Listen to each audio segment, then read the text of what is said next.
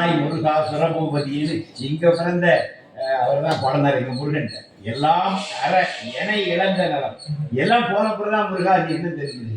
சொல்லாய் முருகா சுரபூபதியின் அருணகிரி இந்த இடத்தான் கிளி ரூபத்திலிருந்து திருவண்ணாமலை கோபுரத்தில் தான் பாடினார். எனவே ஞானத்துக்கு படிப்பு உகர்த்த தடையாயிருது. எல்லாத்தையுமே இழந்தாதான் ஞானம் வருகிறது. எனவே அந்த இடத்துல படித்தவர்களும் பாமரர்களாகிதான் பரமனை அடைகிறார்களோ என்கின்ற ஒரு ஆர்குமெண்ட் அங்கிருந்து வந்திருக்குது.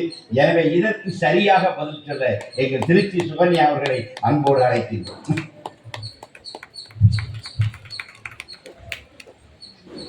யோகிராம் சரத்குமார் ஜெயகுரு ராயனா. இந்த அருமையான பட்டிமன்றத்தில் பேச வாய்ப்பளித்த தேவகி அம்மாவுக்கும் ஆசிரம நிர்வாகிகளுக்கும் நடுவர் அவர்களுக்கும் மற்றும் இங்கு கூடியிருக்கும் யோகி அன்பர்கள் உங்கள் அனைவருக்கும் என் முதற்கண் வணக்கத்தை தெரிவித்துக் கொண்டு என் உரையை துவங்குகிறேன். கற்றறிந்த சபையிலே எந்த வாக்கு வெல்லவும் யோகிராம் சுரத்குமார் என்னை வந்து ஆளுவாய். பகவானுடைய தனிப்பெரும் கருணை இருந்தாதான் அவர் அடையாளம் காண முடியும். அந்த வகையில பாமரர்களும் பகவான அடையாளம் கண்டிருக்காங்க, படித்தவர்களும் பகவான அடையாளம் கண்டிருக்காங்க. அவங்க இருவருமே பகவானுடைய அருளை பெற்றவர்கள் தான், அதுல எந்த சந்தேகமும் இல்லை. ஆனா இன்றைய பட்டிமன்றத்திற்கான தலைப்பு என்ன? பகவான் யோகிராம் சுரத்குமாரரை பெரிதும் போற்றியது, அடையாளம் கண்டு பெரிதும் போற்றியது. அந்த பெரிதும் போற்றியதுலதான் படித்தவர்கள் முன்னிற்கிறாங்க. பாமரர்களுடைய போற்றுதல்ங்கிறது ஒரு வீட்டில் ஏற்றப்பட்ட விளக்கு போன்றது. ஆனா படித்தவர்களுடைய போற்றுதல் கலங்கரை விளக்கு. சமூகத்துடைய 8 திக்கிலும் அதோடைய வீச்சு பரவி இருக்கும். பாமரர்கள் பகவான அற்புதம் நிகழ்த்தக்கூடியவராகவும் தங்களுடைய கஷ்டங்களையும் குறைகளையும் அவர்கிட்ட சொல்லி தீர்வு பெறலாம் அப்படின்னு தான் பார்த்தாங்க. ஆனா படித்தவர்கள் அப்படி இல்லை. பகவானுடைய மகிமைய நன்கு உணர்ந்தவங்க பகவான அகண்டமா பார்த்தாங்க, பரபிரம்மமா பார்த்தாங்க. நம்ம ஒருத்தரை நல்லா போற்றணும் அப்படின்னா அவருடைய மகிமையை நம்ம எந்த அளவுக்கு புரிஞ்சிருக்கோமோ, அவருடைய மகிமை நமக்கு எந்த அளவுக்கு தெரிஞ்சிருக்கோ அந்த அளவுக்கு அவரை நம்ம போற்ற முடியும். அந்த வகையில பாமரர்களை விட படித்தவர்கள் தான் பகவானுடைய மகிமையை நன்கு உணர்ந்திருந்தாங்க. அதனால பகவான போற்றுதல்ல பெரிதும் முன்னிற்கிறது படித்தவர்கள் தான். இப்போ எனக்கு முன்னாடி பேசின அம்மா கண்ணப்ப நாயனார் பத்தி பேசினாங்க. அவருடைய பக்தி ஒத்துக்கிறோமா, சிறந்த பக்தி தான். அந்த பக்தியை வெளிக்கொண்டு வந்தது யாரு? சேக்கிலார் பெருமான் பெரிய புராணத்துல அதை எழுதுனதுனாலதான் இந்த உலகமே இன்னைக்கு மேடையில அந்த கண்ணப்ப நாயனாரை பத்தி பேச முடியுதுன்னு காரணம் யாரு? படித்தவர். அந்த பாமர மக்களுடைய பக்தியை கூட வெளிக்கொண்டு வர்றதுக்கு ஒரு படித்தவர் தேவை. இப்போ படித்தவர்கள் எப்படியெல்லாம் பகவானை போற்றிருக்காங்க, என்ன மாதிரி எல்லாம் போற்றிருக்காங்க அப்படின்னு ஒவ்வொன்றா பார்க்கலாமா? முதல்ல தேவகி அம்மால இருந்து வர பகவானை போற்றதற்காகவே தன்னுடைய வாழ்க்கையை அர்ப்பணிச்சவங்க தேவகி அம்மா. ஒரு பெண் திருமணம் ஆகாம ஒரு நல்ல ப்ரொஃபஷன்ல இருக்காங்க, அதை துச்சமா துறந்துட்டு வராங்க. இது பெரிய விஷயம். பகவானுடைய மகிமையை எந்த அளவுக்கு அம்மா உணர்ந்திருந்தா இந்த முடிவை எடுத்திருப்பாங்க? தினமும் நாமும் சொல்றதுல இருந்து சத்சங்கங்கள் மூலமா பகவானை போட்டிட்டு இருக்காங்க. அம்மாவுடைய சத்சங்கங்கள்ல அவங்க பகவானுடனான அனுபவங்களை ஷேர் பண்றாங்கல்ல. இன்னைக்கும் இன்றைய தலைமுறையினருக்கும் பகவானை பார்க்காதவங்களுக்கெல்லாம் பகவான் இப்படிப்பட்டவரா, பகவானுடைய மகிமைகள் இதெல்லாமா, பகவானுடைய நாமத்துக்கு இவ்வளவு மகிமை இருக்கா அப்படிங்கிறது தெரிய வருது. அம்மாவுடைய சத்சங்கங்கள் மூலமா எத்தனையோ புது யோகி அன்பர்கள் வந்திருக்காங்க. இன்றைக்கும் கடல் கடந்து போய் பகவானுடைய நாமத்தையும் பகவானுடைய பெருமையும் பல வெளிநாட்டு பக்தர்களுக்கு எடுத்து சொல்லிட்டு இருக்காங்க. பகவானால Devaki is my eternal slave அப்படின்னு சொல்லப்பட்டவங்க. அடுத்தது சுவாமி மயானந்தா 1973 யோகி மீதான தன்னுடைய முதல் பாடல்லையே அன்னைக்கே அவர் போற்றிட்டாரு.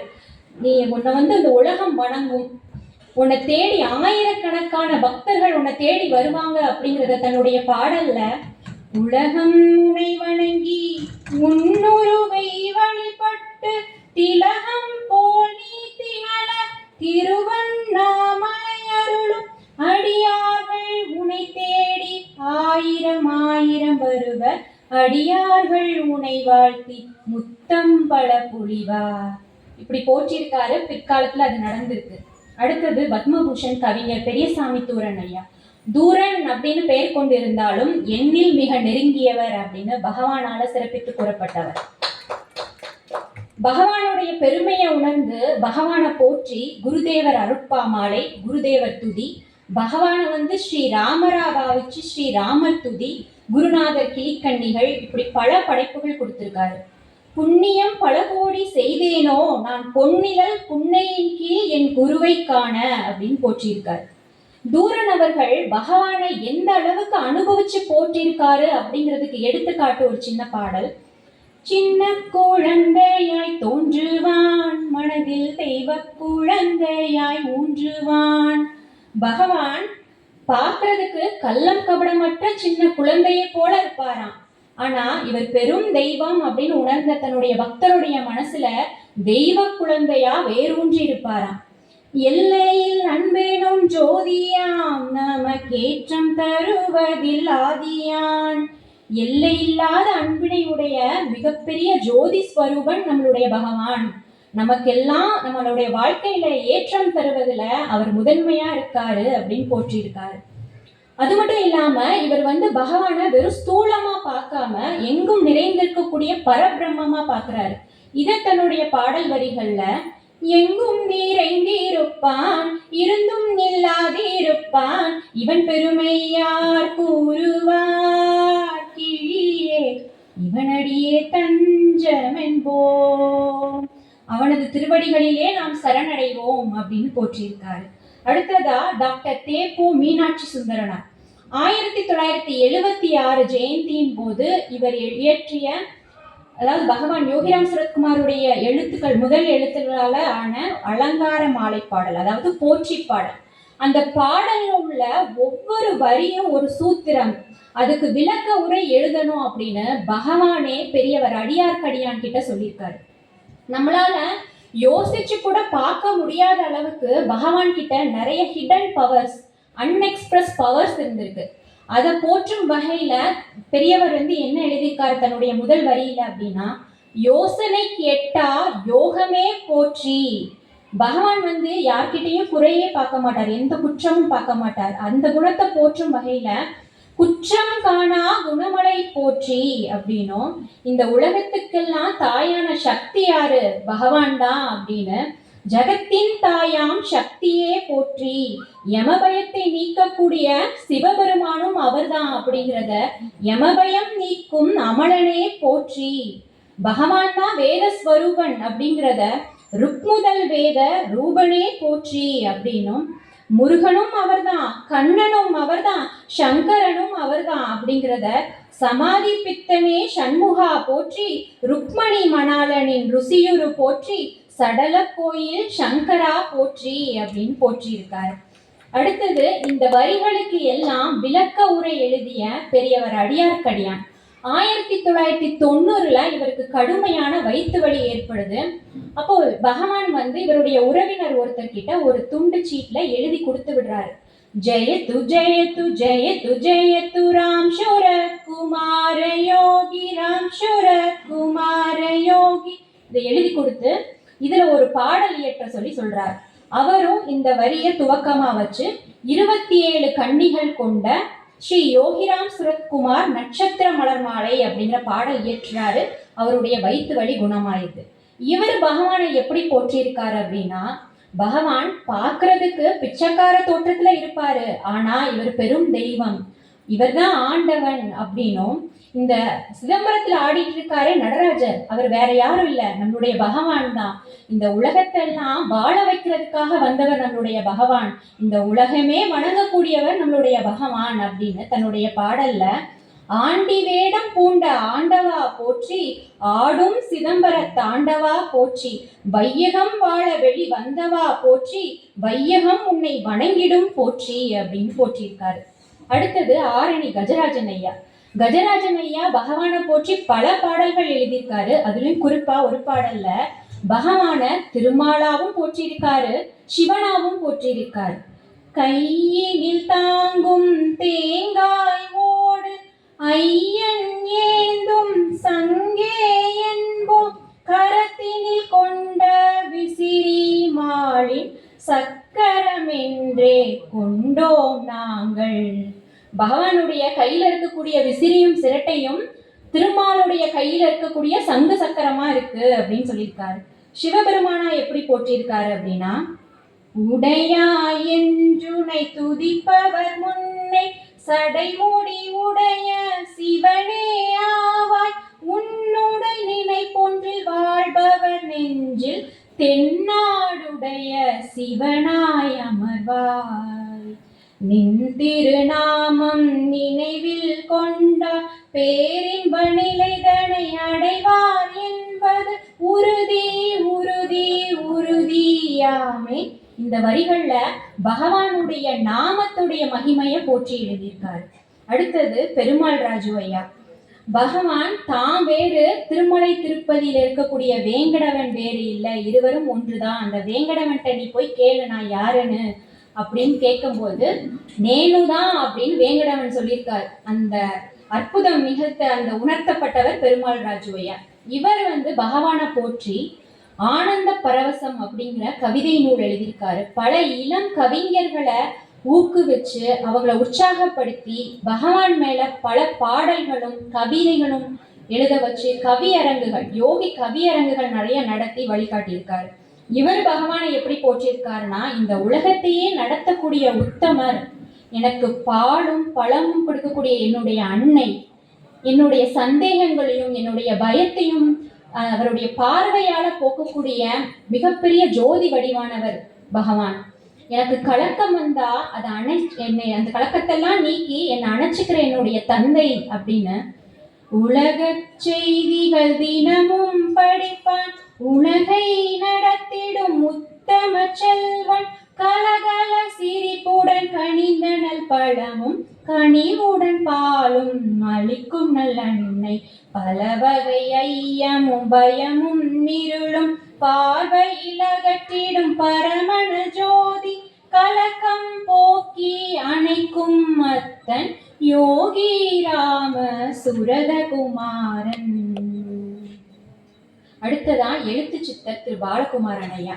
பாலகுமாரன் ஐயா எழுத்தின பாடல்கள் எல்லாமே காலத்தை வென்று நிற்கக்கூடியது. இவர் எழுதிய குருவழி, காதலாகி கனிந்து போன்ற நூல்கள் யோகியை விரிவான தமிழ் வாசகர்கள் கிட்ட கொண்டு சேர்த்தது. யோகியால பால்குமார் இஸ் மை பென் அப்படின்னு சிறப்பித்து கூறப்பட்டவர். இவர் பகவானை எப்படி போற்றியிருக்காரு அப்படின்னா, பகவான் யோகிராம் சுரத்குமார்ங்கிறவர் தேவன் மனித ரூபத்துல இங்க வந்திருக்காரு. இந்த பூமிக்கு வந்த பெரும் தெய்வம் அவரு, சிவனும் சக்தியும் சேர்ந்த ஸ்வரூபம் அவரு அப்படிங்கிறத தன்னுடைய பாடல் வரிகள்ல யோகிராம் சுரத்குமாரம் யோகிராம் சுரத்குமாரம் தேவஜாதி மனித ரூபம் யோகிராம் சுரத்குமாரம் சக்தி சிவம் சேர்ந்த ரூபம் யோகிராம் சுரத்குமாரம் பூமி வந்த சந்திரகாந்தம் யோகிராம் சுரத்குமாரம். இவரோட ஊஞ்சல் பாடல்ல, நான் பூர்வ ஜென்மத்துல செஞ்ச புண்ணியத்தால உன்னை குருவா நான் பார்த்துட்டேன், என்னுடைய போன ஜென்ம வாசனையினால நான் உன் பக்கத்துல வந்துட்டேன் அப்படிங்கிறத, பூர்வ ஜென்ம புண்ணியம் இது உன்னை கண்டது, இது போன ஜென்ம வாசனையில் அருகில் வந்தது, கண்ணனவன் மறுபடியும் காதலாகவே நல் யோகியாக பிறந்து வந்தான் கீதை பேசவே. பகவான் தான் கண்ணன், மறுபடியும் கண்ணன் பிறந்து வந்துட்டான் நம்ம கிட்டலாம் கீதை பேசுறதுக்கு. அதாவது கீதைப்படியே வாழ்ந்து காட்டியவர் நம்மளுடைய பகவான் அப்படின்னு இந்த வரிகள்ல போற்றியிருக்காரு. பகவான் தான் எல்லாமே அப்படிங்கிறத தன்னுடைய நாணம் வேண்டல் பாடல்ல, நீ ஒன்றே பிரம்மமயம், நீ ஒன்றே ஞானமயம், நீ ஒன்றே நாதமயம், யோகிராம் சுரத்குமரா அப்படி போற்றியிருக்காரு. அவர் எழுதிய மெல்ல ஒரு அம்பெடுத்து என்னை கொல்லுவாய் ராமா, மோகமெனும் ராட்சசனை மூடி செய்குவாய் ராமா, மூடி செய்குவாய். இந்த பாடல் தாண்ட கர்வம் அழியறதுக்காக பகவான ஸ்ரீ ராமனா பாவிச்சு அவர்கிட்ட வேண்ட மாதிரி எழுதியிருக்காரு. இறுதியா நம்மளுடைய நடுவர் கவிஞர் விசிறி சங்கர் ஐயா, இவங்களுடைய ஒர்க்கை பத்தி நிறைய பேர் பேசிட்டாங்க இதுக்கு முன்னாடி பேசுறவங்க எல்லாருமே. இவங்க நிறைய பாடல்கள் எழுதியிருக்காங்க. குறிப்பா இவங்க எழுதின கும்மி பாடல் வந்து செல்லமாமா பகவான் முன்னிலையில பாடும்போது பகவான் அதை மீண்டும் மீண்டும் பாட சொல்லி கேட்டிருக்காரு. பகவான் முன்னிலையில முருகனுக்கு எப்படி சஷ்டி கவசமோ அதே மாதிரி சுரத கவசம் எழுதி பகவான் முன்னிலையில பாடியிருக்காங்க.